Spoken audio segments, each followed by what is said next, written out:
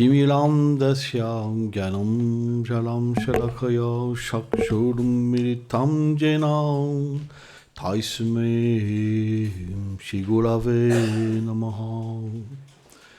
Chichitanya manobistam stapitam jena bhutalim swayam rupa kadamayam dadati swam padam tikam. E Krishna Karuna Sindhu Dina Bandhu Jagatpate Gopesha Gopeka Kanta Radha Kanta Namostute Tapta Kamsana Gorangi Radhe Vrindavaneshvari Prichavanu Devi Pranamami Hari Priye.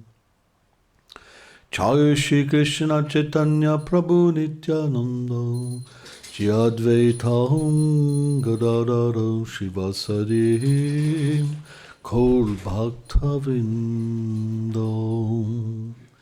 Hare Krishna, Krishna Krishna, Hare Hare, Hare Rama, Rama Rama, Hare Hare.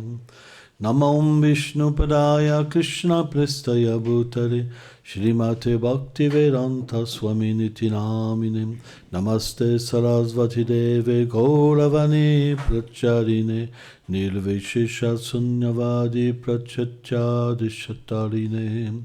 Vanchakalpatarubhyacha kripa sindhubhya evacha patitanam pavanebhyo vaishnavebhyo namo namaha.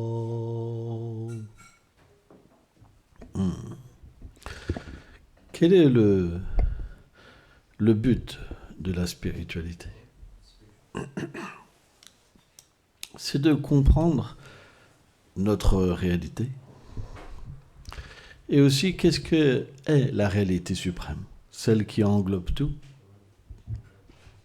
et qui nous relie à tout. Car le Jivatma, l'âme, est infime. Il est comme une étincelle, alors que le suprême est tout puissant. Lorsqu'on est infime, on n'essaye pas d'être tout puissant. Parce qu'on va faire des erreurs. Et ces erreurs, elles ne vont pas être bonnes pour nous ni pour les autres. C'est pourquoi un principe de l'amour, c'est le refuge. Sharanagati. C'est le principe de l'amour. S'il n'y a pas de refuge, comment on peut exprimer l'amour? Lorsqu'on pense qu'on est l'origine de tout, mais qu'on n'est pas l'origine et qu'on est imparfait, alors on n'est pas un refuge, mais un tricheur. Quand j'étais enfant, ça m'arrive de raconter ça, mais je vivais dans une cité et c'est très, très lugubre comme ambiance. Mon père était alcoolique et il y avait dans cette petite cité de 3 bâtiments, il y avait beaucoup d'alcooliques. Et c'est étrange quand on est enfant de vivre avec des alcooliques. Vous prenez l'ascenseur et vous avez un gars complètement déchiré à côté de vous. Vous êtes tout petit. Mais votre père est comme ça. Alors, vous évoluez dans un monde et vous n'avez pas le choix de l'accepter parce que c'est votre monde. Mais ça ne veut pas dire qu'il n'y a pas de beauté. Et dans cette évolution, mes parents, ils m'ont jamais dit que j'allais souffrir. Jamais. Pourtant, je voyais ma mère pleurer tous les jours. Mais ils ne m'ont jamais expliqué que ce monde, c'était un monde de misère. Parce qu'ils n'avaient pas le pouvoir, la connaissance pour s'en sortir eux-mêmes. Et je les voyais jour après jour être malheureux. Et je voyais tous les gens autour de moi qui souffraient. Je pouvais voir cette souffrance. Mais parce que je n'avais pas de solution pour voir autre chose, qu'est-ce que j'ai fait? Je me suis dit, je ne veux pas être comme eux. Mais c'est même pas que je pouvais réfléchir, c'était inconsciemment.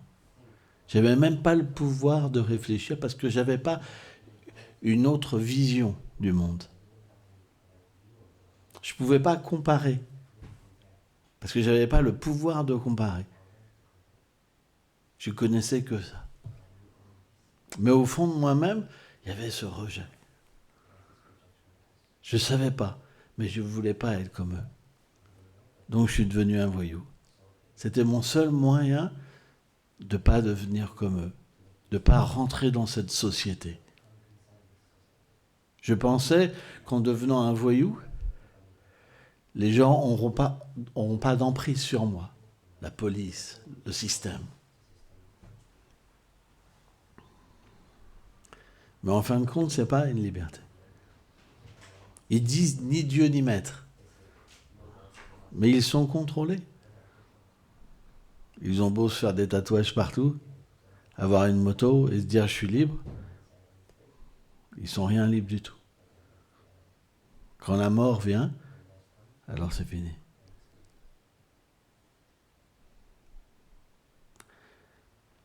Et c'est quelque chose que j'ai vraiment eu du mal à comprendre parce que je n'avais pas d'exemple.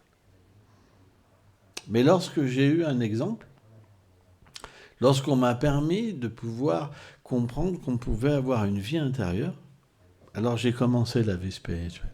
Et c'était tellement fort. Parce que de la même manière que j'ai frappé sur mon environnement, avec une telle haine, lorsque j'ai eu le pouvoir d'entrer en moi-même, je l'ai fait avec tellement d'intensité.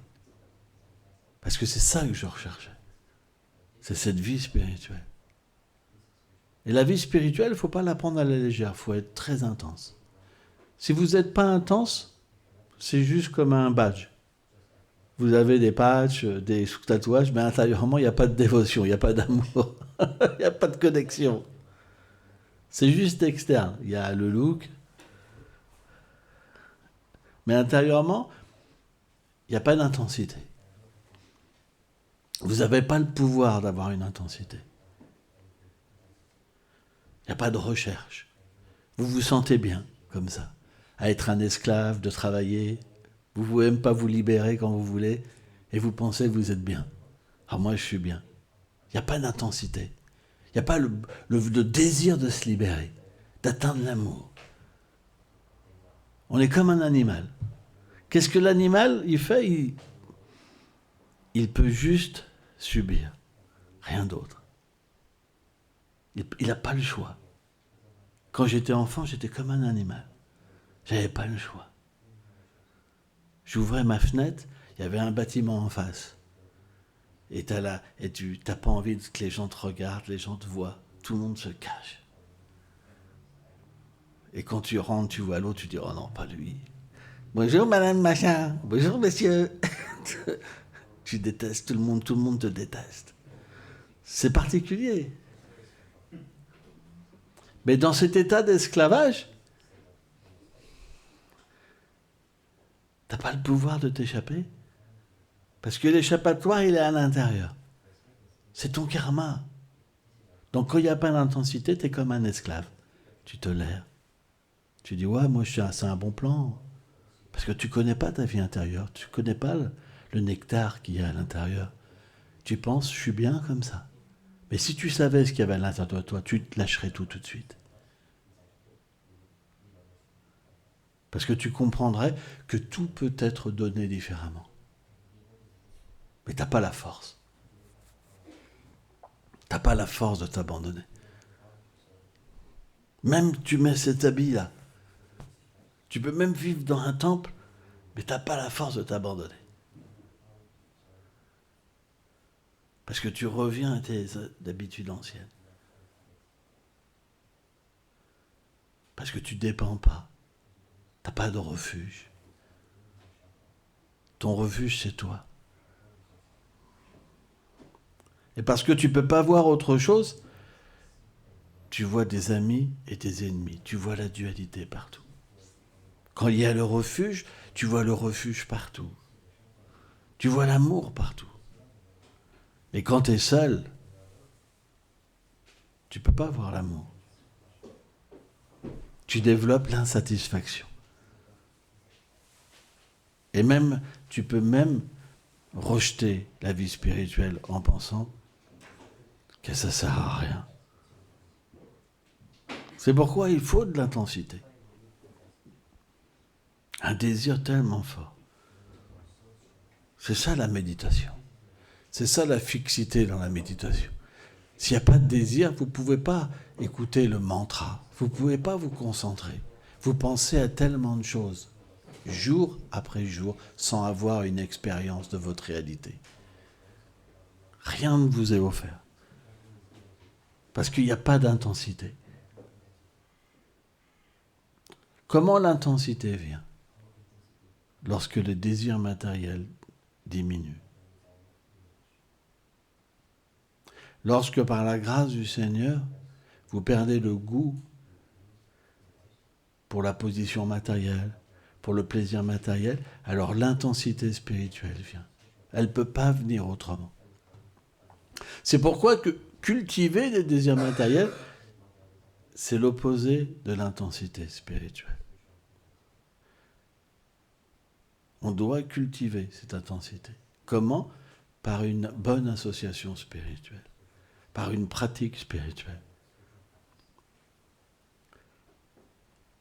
En ayant la connaissance. Pourquoi lorsqu'on vit, on prend naissance dans une situation, pourquoi on ne peut pas la comprendre, pourquoi on ne peut pas en y échapper? C'est parce qu'on ne sait pas qu'il y a autre chose. Moi, quand j'étais enfant, quand j'étais dans cette cité, et que j'ai même vu des enfants de 13 ans mourir d'overdose, je n'avais pas le moyen de comprendre. C'est l'ignorance. Et tu acceptes. Tu n'as pas le choix de devenir comme les autres. Tu n'as pas le choix. Et tu fais souffrir tout le monde. Parce que tu es frustré. Parce qu'il n'y a pas d'amour. Et quand il n'y a pas d'amour, il faut que les autres paient. Et parce qu'il n'y a pas de connaissance, tu ne peux pas comprendre que ton problème, il est à l'intérieur de toi. Donc tu vois le problème chez les autres. Tu peux tellement détester faire de mal pour cette frustration. Tellement de mal tu peux faire. Et c'est normal. Et ça peut même te donner une forme de plaisir. Ça va jusqu'à là. Tu prends plaisir à faire du mal aux autres. Mais qu'est-ce que ça donne? Ça ne peut pas te libérer. Tu deviens simplement comme un animal. Un animal, il ne comprend pas qu'il souffre. Il ne peut pas comprendre qu'il souffre, un animal. Quand on est trop plongé dans l'ignorance et la passion, on ne peut pas comprendre qu'on souffre. On peut comprendre qu'on souffre quand il y a de la vertu. C'est le symptôme de la vertu, c'est qu'on voit la réalité et on voit où on en est. Ça veut dire la connaissance. La connaissance, ça devient comme une glace. Oh, il faut que je m'en sorte. C'est urgent. Et là, à ce moment-là, on cherche le refuge. Et c'est très puissant. Et c'est pas parce que on souffre matériellement, c'est parce qu'on en a besoin. C'est pas une solution pour après recommencer. Sortir d'une situation pour recommencer. Non, non, non, non, non, non. On veut le refuge pour aimer le refuge, pour avoir une relation avec le refuge. C'est différent. On veut connaître l'amour, le vrai amour. Pas l'amour matériel qui fait mal, mais l'amour qui libère. Ça, c'est la spiritualité. Cette spiritualité-là, elle ne nous embourbe pas dans des conceptions matérielles.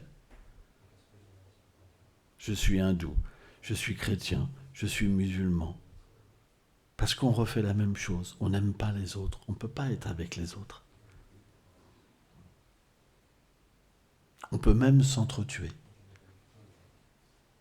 Et d'une manière si barbare, au nom de l'amour de Dieu. On a eu des exemples dans le passé. Les gens étaient écartelés. Ils étaient mis dans un sarcophage avec des clous pour que le sang coule très doucement pour expier les péchés. Ça va jusqu'à là, ce qu'ils appellent l'amour. C'est pourquoi le véritable refuge, il doit nous libérer de la conception religieuse.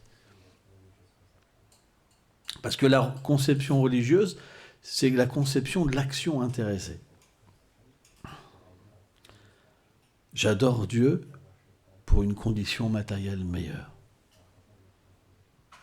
Non, on doit adorer le Seigneur pour se libérer de la condition matérielle, de la vision matérielle, et de comprendre l'âme. C'est le début. Et lorsqu'on est libéré de la tendance à accomplir des activités matérielles, impies ou pieuses, peu importe, et qu'on accède à l'action spirituelle, où il y a une dédication, un abandon envers l'objet d'amour, on n'agit que pour lui, et lui n'agit que pour nous, alors on peut comprendre ce qu'est l'amour. Parce que ce qu'on reçoit, c'est pas petit. C'est extraordinaire, merveilleux, sans limite. Et on atteint une telle position de recevoir la capacité d'aimer Krishna. Krishna, ça veut dire la vérité absolue. Ça veut dire celui qui est fascinant, qui a des qualités illimitées. Donc, l'amour est un grand programme. La vie spirituelle, elle peut s'exprimer de tellement de façons. Lorsqu'on est touché par le véritable amour, alors on comprend que ce Seigneur, qui est à l'origine de la création, Hamsavasyaplabhava, il s'occupe de tous les êtres vivants. Le corps, c'est juste une enveloppe. On reçoit un corps selon nos vies passées. Et une conscience. Une conscience qui recouvre notre véritable conscience. Parce qu'on le désire. On le veut. On veut être libre. Avoir notre expérience. Notre royaume. Mais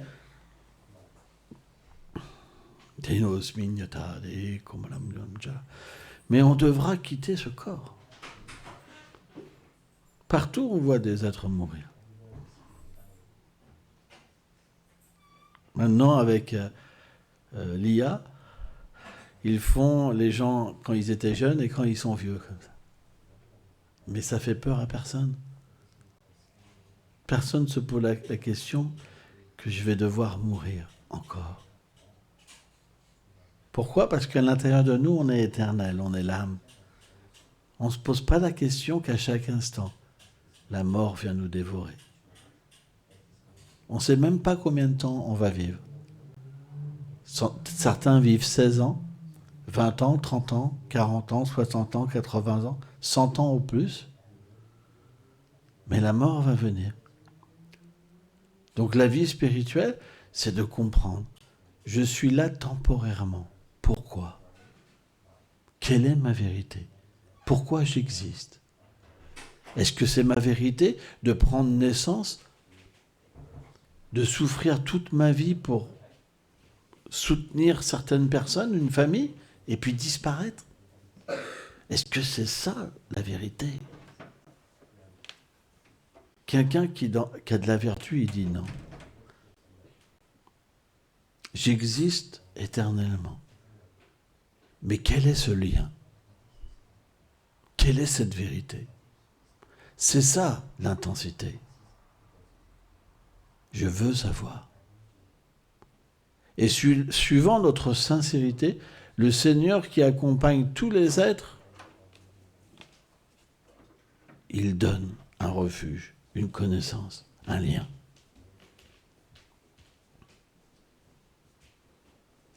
Il a cette capacité. Bien qu'il soit infini, il peut descendre au niveau du fini. Il peut tout faire. Certains disent c'est impossible. Impossible. Mais il vient. Pourquoi il ne pourrait pas venir? Il n'a pas besoin de prendre un corps matériel pour venir. Son corps est Satchilanda, éternel, empli de connaissance et de félicité. Si on a une forme, si on a des sentiments, ça veut dire que cette vérité, elle a aussi cette capacité. Mais ce n'est pas matériel. Donc quand cette intensité n'est pas en nous, de comprendre ce lien, alors on doit renaître pour qu'un jour elle vienne en nous. C'est ça le principe de la réincarnation. C'est qu'on évolue vers notre vérité. Parfois on souffre. Quand on est dans l'ignorance, quand on souffre, c'est pas qu'on prend refuge. Si tous les gens souffraient, ils obtiendraient la foi, ça se ferait, c'est pas le cas. Mais lorsqu'on touche à la miséricorde, alors cette vertu vient. Et quand cette vertu est prépondérante en nous, alors il y a cette recherche. Et à ce moment-là, on se sent complètement apaisé. Il n'y a plus de frustration. Mais là, on parle d'une vraie recherche, pas juste mettre un habit et avoir des désirs et avoir une vie cachée. Notre but, il n'est pas de comprendre qui on est, il y a autre chose. Ça ne marche pas. Cette vie mixte, elle ne permet pas l'expérience. Par exemple, vous allez comprendre. Est-ce que vous allez vous donner votre cœur à n'importe qui? Je vous pose la question. Est-ce que vous allez révéler votre cœur à n'importe qui, vous donner à n'importe qui, ouvrez votre porte, je te donne tout? C'est difficile. Eh bien, ce même principe qui existe en nous existe dans la vérité. Elle ne peut pas se révéler si vous n'avez pas un désir de l'aimer. En proportion, est un papa Dante qui a l'abandon, en proportion, il y a l'abandon de l'autre côté. C'est ça l'intensité. Donc si vous cultivez une vie pour vous, alors cette vérité, elle ne peut pas se révéler pleinement. Elle vient un petit peu, mais pas assez pour que vous preniez complètement refuge et que vous atteigniez la pureté. C'est pourquoi c'est quelque chose de graduel. C'est pourquoi il y a un principe de la réincarnation. Parce qu'à travers la réincarnation, il y a un processus d'accumulation de la foi. Et à un moment, quand ça devient plein, alors on peut voir. Mais on ne peut pas voir Krishna simplement en se disant « Bon, mon pote, je vais me faire une petite prière. Si tu ne te montes pas, je laisse tomber. Si tu te montes, par contre, je te donne ma vie. » Non, c'est pas comme ça. Non. De la même manière que vous n'allez pas vous donner à quelqu'un, de la même manière, pourquoi cette vérité absolue, elle viendrait alors que vous n'avez pas envie d'être avec elle? C'est pas logique. L'amour, ça veut dire qu'il faut l'amour des deux côtés. Lui, il a l'amour pour vous, mais vous n'avez pas encore l'amour. C'est là, intérieurement, mais vous avez décidé que vous voulez vous aimer davantage. À cause de ça, la vérité, elle rapetit. Et quand vous voulez vous aimer plus, elle disparaît. Et elle vous laisse tout. Vous pouvez faire votre royaume, vos lois. Mais vous ne pouvez pas être heureux. Parce que vous devez prendre les réactions de vos actes, parce que vous êtes Dieu. Mais ce Dieu-là, il ne peut pas se libérer par lui-même. Il est trop petit. Et vous souffrez. Et à un moment, quand vous souffrez, parce que cette vérité, elle est miséricordieuse, elle laisse plein de grâce partout. Et quand vous butinez la grâce, à un moment, vous pouvez comprendre, je me suis trompé. Ça prend du temps. Je me suis trompé. Et là, vous devenez humble. L'humilité. Et par l'humilité, par la petitesse, vous pouvez voir. Quand vous avez votre orgueil, que vous n'acceptez pas d'être repris, que vous n'acceptez pas que l'environnement, c'est la réaction de vos actes passés, alors vous ne pouvez pas avoir d'humilité. Vous êtes en colère, vous ne comprenez pas. Pourquoi ils font ça? Pourquoi? J'en ai marre. Mais où est cette vérité dans ce moment-là? C'est ce monstre? Non. Donc à un moment, le Seigneur doit faire en sorte que vous perdez cette arrogance. Ça va frapper, frapper, frapper. Boum, comme boum, bah, bah, bah. Ça va frapper. Il y a un moment, vous êtes obligé de baisser la tête. Il n'y a pas le choix. Ça ne marche pas autrement pour certains. Certains, il faut des coups de bâton. Il faut souffrir. D'autres, dû à des vies passées, ils peuvent comprendre les choses sans souffrir et s'abandonner par l'amour. Donc, c'est un programme très vaste. Parce que selon les vies passées, on a tous des consciences différentes et des acquis spirituels différents.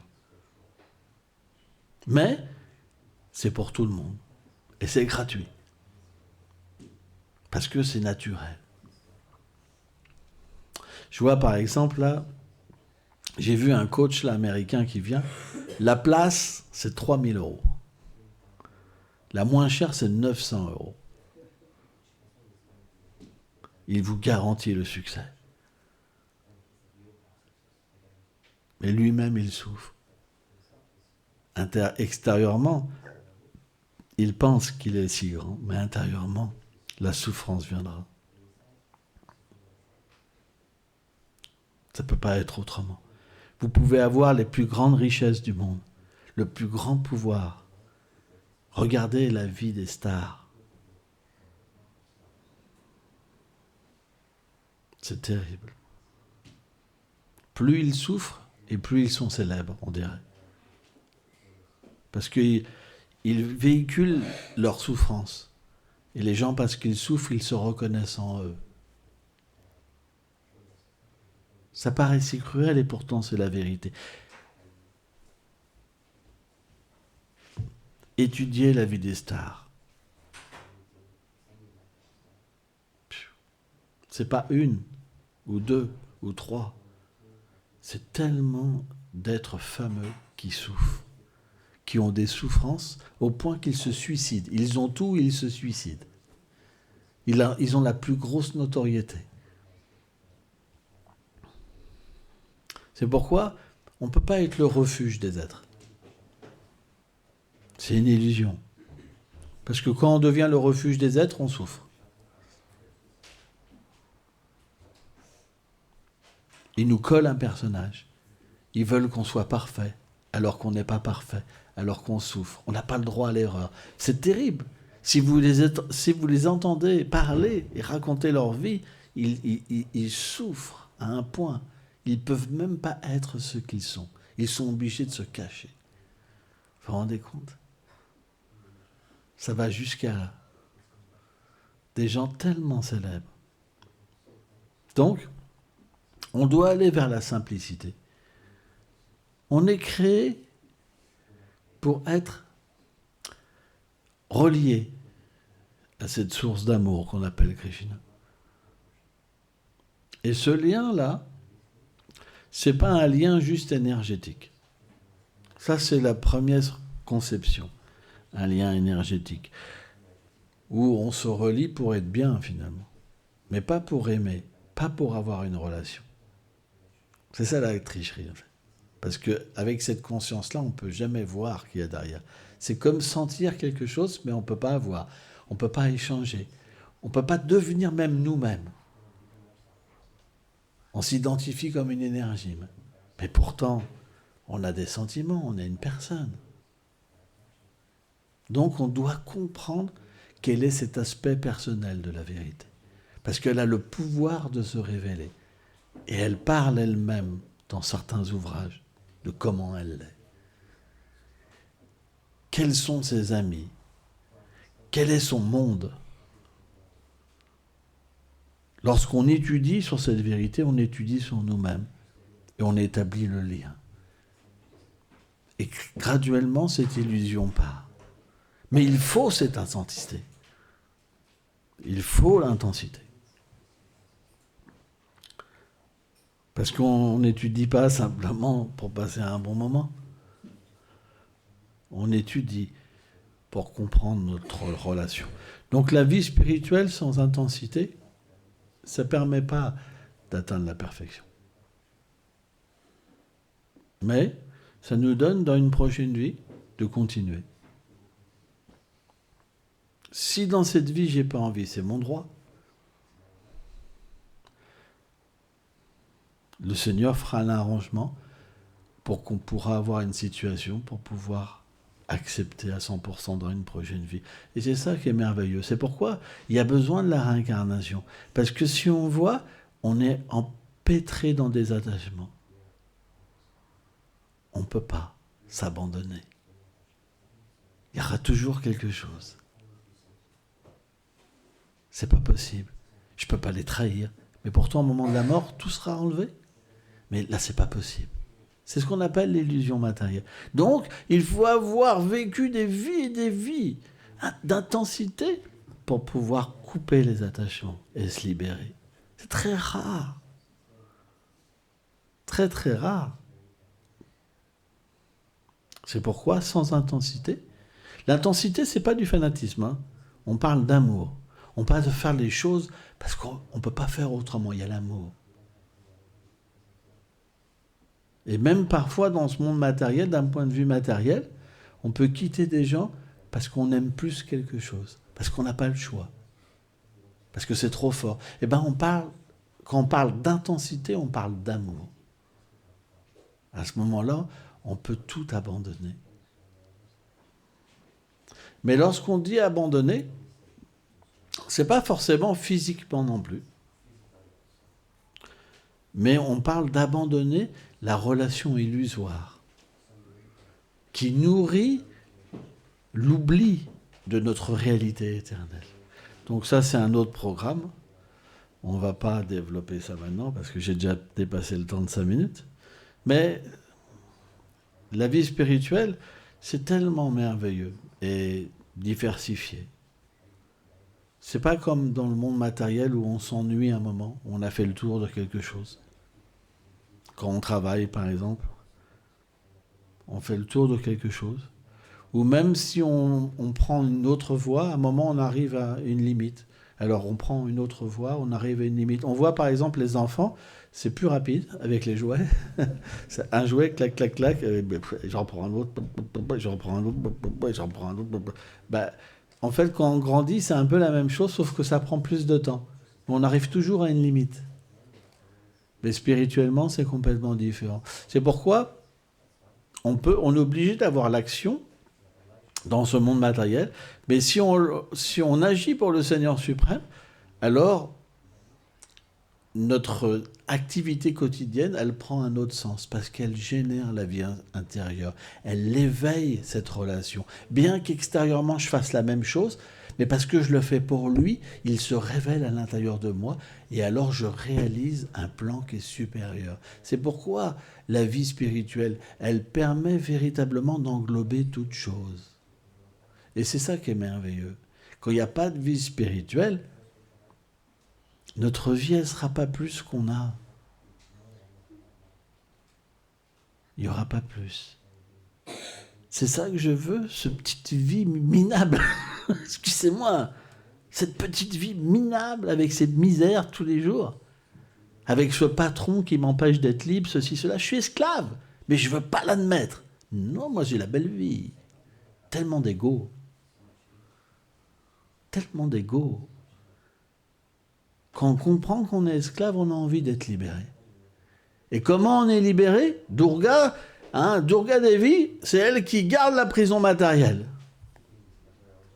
C'est par le bon comportement. Vous devez devenir un dévot parce que vous êtes créé par le Seigneur. Quand vous devenez un dévot, alors ces chaînes matérielles, ces chaînes matérielles, les trois influences matérielles, la vertu, la passion et l'ignorance, elles se relâchent. Et à un moment, vous pouvez être libre d'être ce que vous êtes éternellement. Mais il faut de l'intensité. On a besoin d'aide.